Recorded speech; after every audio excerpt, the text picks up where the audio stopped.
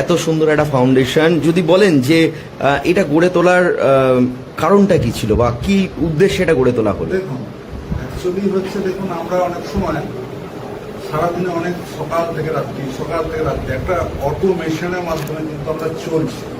চলতে চলতে কিন্তু আমরা হাঁপিয়ে উঠেছি, যার ফলেই দেখবেন কি যে আজকে আমার ফ্যামিলিতে বিভাগ, আমার অর্থনৈতিক বিভাগ, আমার মেন্টাল ডিপ্রেশনে ভুগছি, আমি মেন্টাল ডিপ্রেশন হয়ে যাচ্ছি, আস্তে আস্তে কিন্তু ডক্টরের কাছে ছুটছি। অর্থাৎ আমি একটা পাজেল লাইফ কিন্তু আমরা একসাথে কিন্তু চলতে শুরু করছি। তো সেই জায়গা থেকে যাতে ডিপ্রেশন, অনেক সময় আমরা প্রচন্ড ডিপ্রেশন হয়ে পড়ি, অ্যাঙ্গারনেস আমাদের মধ্যে এসে যায়। তো সেই জায়গা থেকে যাতে আমি চেষ্টা করবো কিছু মানুষকে এই লাইনে নিয়ে এসে, অর্থাৎ এই পদ্ধতির মাধ্যমে নিয়ে এসে সঠিকভাবে সঠিক দিশায় প্রতিটা মানুষ কিন্তু আগাতে পারে।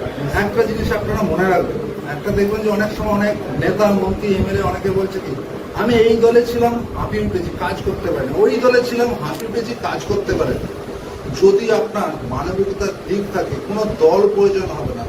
আপনি ঈশ্বরের প্রতি, মহাকালের প্রতি, মা তারার প্রতি ভরসা রেখে চলতে শুরু করুন, আপনি মানুষ আপনার সাথে জুড়ে যাবে।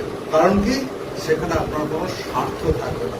যেখানে স্বার্থ সেখানে কিন্তু সর্বনাশার কিন্তু কারণ।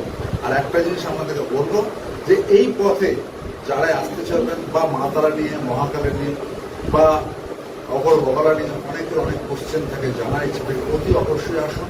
আমি আপনাদের জন্যই জায়গাটা খুলে দিয়েছি। স্পিরিচুয়াল নিয়ে, মেডিটেশন নিয়ে, বিভিন্ন ধরনের যার যে কোনো ধরনের কোশ্চেন নিয়ে আসুন, বা জানার আগ্রহ আছে আসুন, অতি অবশ্যই আমি আপনাকে হেল্প করবো। আপনারা তো সকলেই আমাকে চেনেন, আমি শিবানন্দজি মহারাজ। আমার বেশ তো অনেকেই জানেন বা অনেকেই চেনেন। যা হোক, ভালো থাকবেন, সুস্থ থাকবেন।